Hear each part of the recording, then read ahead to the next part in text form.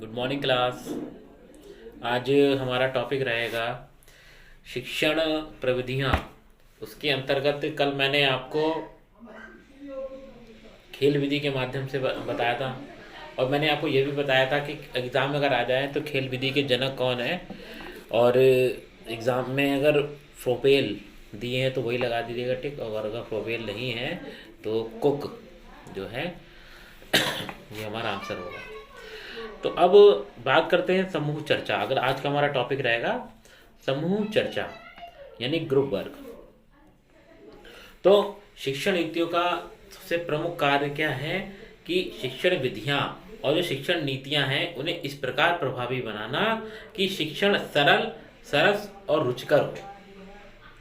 इसके साथ साथ अधिगम में स्थायित्व भी आ जाए।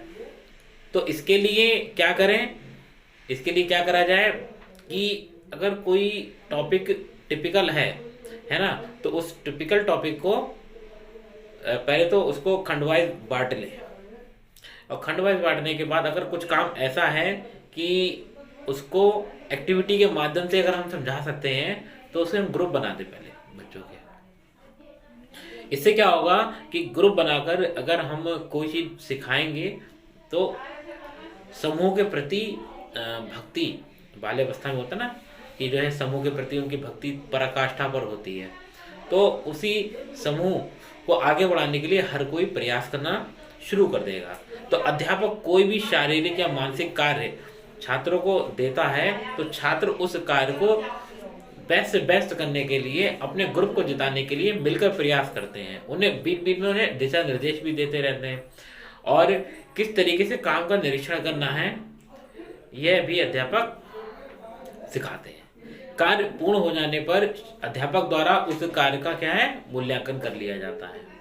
कि अब आता है समूह चर्चा में किसी विषय के प्रकरण पर छात्रों के सम्मुख कोई क्रिया प्रस्तुत करी जाती है जिस पर प्रतिभागी छात्र अपने विचार व्यक्त करता है, जिसे पर्यवेक्षक के रूप में अध्यापक वहां सुनता है। आवश्यकता अनुसार चर्चा में हस्तक्षेप करके चर्चा को विषयगत व गुणवत्ता बनाए रखा जाता है। इसके इसके साथ साथ बच्चों मैं आपको बताऊं, जैसे अंताक्षरी खेलना, अंताक्षरी भी जो है आपके समूह कार्य के अंतर्गत ही आएगी। इसके साथ साथ समूह चर्चा की अगर हम बात करें तो समूह चर्चा के कुछ लाभ भी हैं। लाभ क्या है कि छात्रों में मिलजुल कर कार्य करने की एक तो प्रवृत्ति बढ़ती है। इससे अनेक मानवीय और नैतिक गुणों का विकास होता है ना, जैसे सहानुभूति, सहिष्णुता, सहयोग, सुनने की क्षमता आदि का विकास होता है। दूसरा, अनुशासन स्थापना की समस्या नहीं रहती है ना, कि हम ये नहीं कह सकते कि भाई शोर मत मचाओ, शोर ना मचाओ। अपने ग्रुप को जिताने के लिए हर कोई अनुशासित ढंग से ही कार्य करता है। तीसरा, समूह चर्चा में छात्रों की सभी ज्ञानेंद्रियां सक्रिय रहती हैं और ज्ञान में समन्वय और स्थायित्व आता है। इसके बाद अगला हमारा बिंदु रहेगा हमारा वाद विवाद। तो वाद विवाद में तो आप सभी जानते हैं कि इसमें जो है एक टॉपिक दिया होता है, उस टॉपिक में पक्ष में और विपक्ष में दोनों बोलते हैं। तो टीम बनाती आती है, एक पक्ष की और एक विपक्ष की। तो पक्ष में जो है जो भी इच्छुक छात्र हैं उनकी मर्जी है कि वो उस टॉपिक से संबंधित वो पक्ष में रहना चाहते हैं या विपक्ष में रहना चाहते हैं।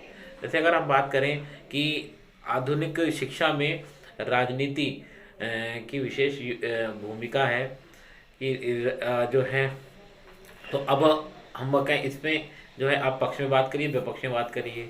तो कुछ लोग पक्ष में भी बात करेंगे और कुछ विपक्ष में भी बात करेंगे। तो इसमें सभी के लिए जो इच्छुक छात्र होते हैं वो अपना नाम लिखवा देते हैं।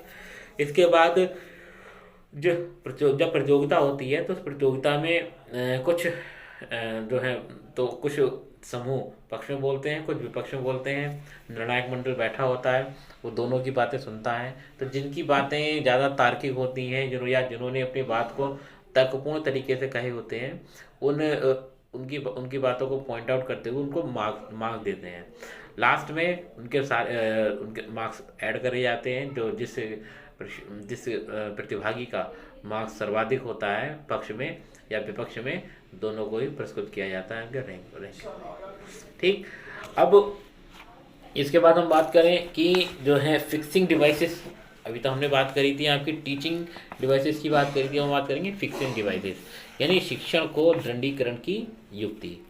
कि जब शिक्षण से प्रस्तुत सामग्री को छात्रों के अंदर दृढ़ अधिगम हेतु स्थायित्व हेतु किया जाना होता है तो इस युक्ति का प्रयोग करते हैं।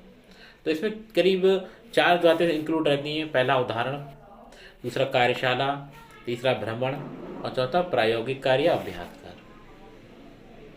तो उदाहरण की बात करें तो शिक्षण युक्ति में किसी अवधारणा को स्थायी रूप प्रदान करने के लिए या समझाने के लिए उससे संबंधित कुछ घटनाओं, व्यक्तियों, स्थानों का उल्लेख किया जाता है जिसे छात्र अपने से संबद्ध कर लेता है, उसे इस प्रकार का अध्ययन करता है।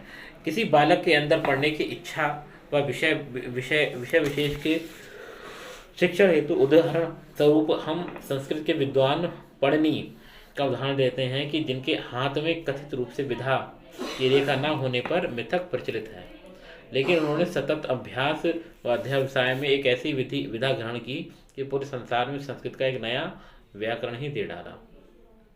महाकवि कालिदास की अगर बात करें तो महाकवि कालिदास जो है को उदाहरण दे दो, छात्रों के अंदर शिक्षा ग्रहण करने का हम एक दृढ़ संकल्प उदाहरण प्रस्तुत कर सकते हैं। उन्हें बता सकते हैं कि अगर प्रारंभ में कोई बालक अगर कमज़ोर है पढ़ने में तो इसका यह नहीं कि वो हमेशा कमज़ोर ही रहेगा।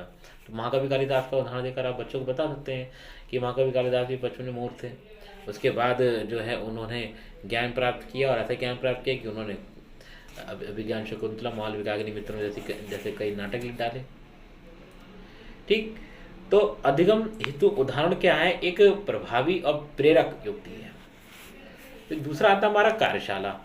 तो कार्यशाला में क्या होता है कि छात्रों के अंदर किसी एक प्रकरण के अधिगम सुदृढ़ीकरण हेतु मौखिक शिक्षण की अपेक्षा कुछ उनके कुछ कार्य भी करवाए जाते हैं। जैसे आप लोगों की माइक्रो टीचिंग है, माइक्रो टीचिंग जब स्टार्ट होगी तो उसमें एक वर्कशॉप लगाई जाती है। वर्कशॉप में माइक्रो टीचिंग क्या है, इसका यूज़ क्या है ना, इसका जो है इसकी उत्पत्ति क्यों हुई थी, इसका ऑब्जेक्ट क्या है इसके पीछे, तो ये सब चीज़ें बताई जाती हैं कार्यशाला के दौरान और जो सीखने वाले होते हैं वो उन चीज़ों को समझते हैं। फिर उसके बाद शिक्षक जो है जब सब कुछ बता देगा तब छात्र उसी से संबंधित कार्य करना शुरू करेंगे। जैसे माइक्रो टीचिंग के बारे में बता दिया, प्रस्तावना कौशल के बारे में बता दिया, तो वो अब आप लोग क्या करेंगे, उसके बारे में उसका एक प्लान बना कर लाएंगे।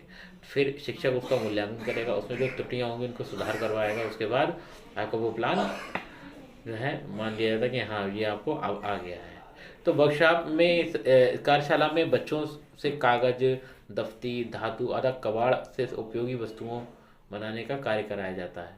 वर्तमान में किसी शैक्षिक प्रशिक्षण में अध्यापकों से भी कार्यशाला का कार्य कराकर उनके ज्ञान को सुदृढ़ किया जाता है। अगला आता है हमारा भ्रमण। तो छात्रों में ज्ञान को सुदृढ़ीकरण और स्थायित्व बनाए रखने के लिए भ्रमण बहुत आवश्यक है। यदि हम बच्चों को वनों के बारे में जानकारी दे रहे हैं या जंगली जीव जंतुओं के बारे में जानकारी दे रहे हैं तो जानकारी देने से अच्छा उन बच्चों को जंगल में लेकर चले जाएं सीधे, और वहाँ बच्चों का प्रत्यक्ष ज्ञान कराएं। प्रत्यक्ष ज्ञान कराने के साथ साथ उनका वो चीज़ों को जब देखेंगे तो उनके अंदर इंटरेस्ट भी बढ़ेगा विषय के प्रति और उन चीज़ों को और ज़्यादा जानने का वो प्रयास करेंगे। इसके साथ साथ यदि अगर और उदाहरण की अगर हम बात करें, जैसे अगर हमें ताजमहल के बारे में बताना है तो हम सीधे आगरा बच्चों को एक टूर पे लेकर जाएं और वहाँ बच्चे उस चीज़ को देखें, फिर वहाँ प्रत्यक्ष रूप से आप जो भी चीज़ सिखाएंगे वो सब आपका जो है आपके भ्रमण विधि के अंतर्गत आ जाएगा। अगला हमारा आता है प्रयोग तथा अभ्यास कार्य। तो ज्ञान के सुदृढ़ीकरण हेतु प्रयोग व अभ्यास कार्य के माध्यम से शिक्षण व्यवस्था व्यवहारिक व स्थायी ज्ञान की होती है। कक्षा में कविता याद कराना, गणित में पहाड़ा तथा सूत्र याद कराना, युक्ति द्वारा आसानी से सिखाकर उसे जीवन में प्रयोग की युक्ति बताने से ज्ञान क्या होता है, स्थायी और सुदृढ़ीकरण हो जाता है। विज्ञान में सिद्धांत को लेकर प्रयोगशालाओं में विभिन्न प्रकार के प्रयोग कराना ज्ञान का स्थायीकरण है। ठीक, तो कहने का तात्पर्य क्या है कि अगर थॉर्नडाइक की थ्योरी की बात करते हैं तो लर्निंग बाय डूइंग है। अगर हम कर कर सीखेंगे जिन चीज़ों को, उन चीज़ों को सीखने में हमारा ज्ञान जो है क्या स्थायी तो होगा ही होगा, साथ में मजबूत भी हो जाएगा। तो आज जो हमने जो है शिक्षण डिवाइसेस और फिक्सिंग डिवाइसेस, ये दोनों हमने यहाँ पढ़ लिए हैं। कल हमारा टॉपिक होगा प्रश्नोत्तर का, यानी क्वेश्चनिंग। Thank you class.